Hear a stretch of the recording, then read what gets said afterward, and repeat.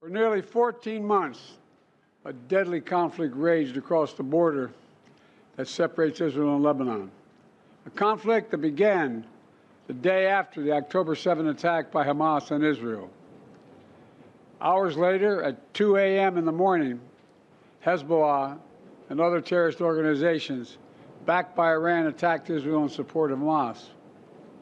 Let's be clear, Israel did not launch this war.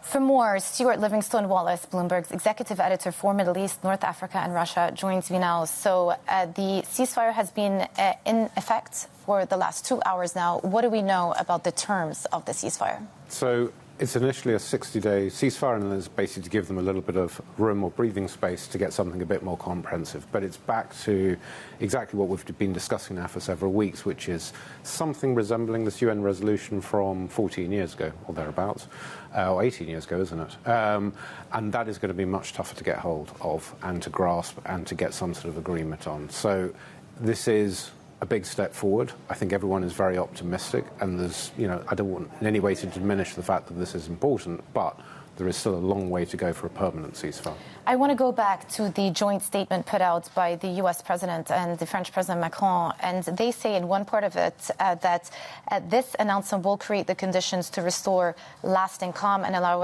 residents in both countries to return safely to their homes. What are the preconditions for this so-called lasting calm?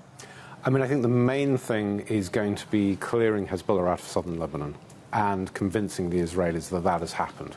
Now, the Israelis are feeling a lot more confident because they've gone in, as you know, on the ground, several kilometres in. We know that they've taken out the infrastructure, and that's an important thing because it means that it's going to be much harder, for instance, for Hezbollah to replicate what we saw from Hamas a year ago coming out of the Gaza Strip. If they're physically not present for several kilometres, that gives Israel a certain amount of warning if they decide to swarm in.